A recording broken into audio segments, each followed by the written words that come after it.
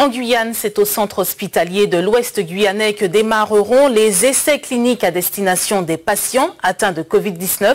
Le professeur Hermine, hématologue à l'hôpital Necker de Paris, est dans le département pour expliquer la démarche qui consiste à éviter aux patients l'aggravation et le stade de la réanimation.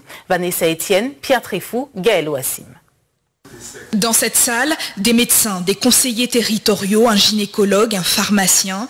Ils sont autour du professeur hématologue Olivier Hermine, venu échanger avec eux sur la prise en charge et les traitements des patients Covid.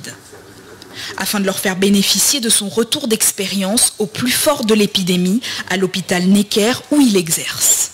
On a une expérience du traitement des patients Covid qu'on a eu pendant les 3 mois précédents en Île-de-France, où on a testé des nouveaux traitements qui ont montré leur efficacité et qui sont prêts maintenant à être utilisés, et on cherche à les améliorer, ces traitements, et c'est pour ça qu'on a pensé qu'en Guyane, où le pic d'épidémie est arrivé 3 mois après la métropole, on pourrait bénéficier d'expériences qu'on a eues sur la métropole pendant les 3 mois précédents. C'est une avancée majeure dans la prise en charge des patients Covid. Le tocilizumab, c'est une molécule déjà utilisée dans le traitement de la polyarthrite comme anti-inflammatoire, un traitement avec lequel les médecins ont obtenu de très bons résultats en France, en Italie, aux États-Unis, sur des patients atteints de Covid. Utilisé pour contrer l'emballement immunitaire responsable des complications respiratoires. Ce type de traitement permet de diminuer ce qu'on appelle le passage en réanimation. C'est important parce que quand vous ne pouvez plus respirer, on vous met un tube dans le nez, entre guillemets, et après c'est la source de complications, et malheureusement parfois qui peuvent conduire au décès du patient parce qu'il y a des complications infectieuses. Ce traitement, il permet d'éviter ça dans un nombre significatif de cas, et c'est ce qu'on espère.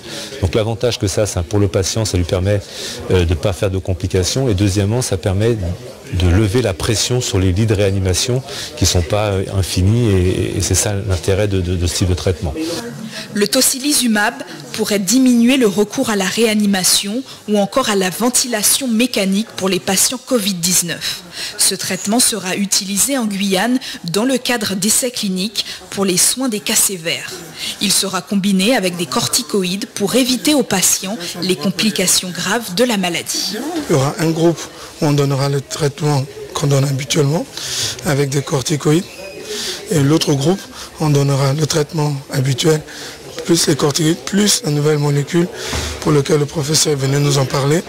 Et chaque jour, comme on aura un renfort en personnel d'appui de recherche, on va évaluer qu'est-ce qu'il y a, comment ça se passe dans les deux populations. Une des études cliniques menées à la PHP, l'hôpital public de Paris, sur 129 patients, vient de conclure à une amélioration significative de l'état de santé des patients atteints de formes sévères du coronavirus.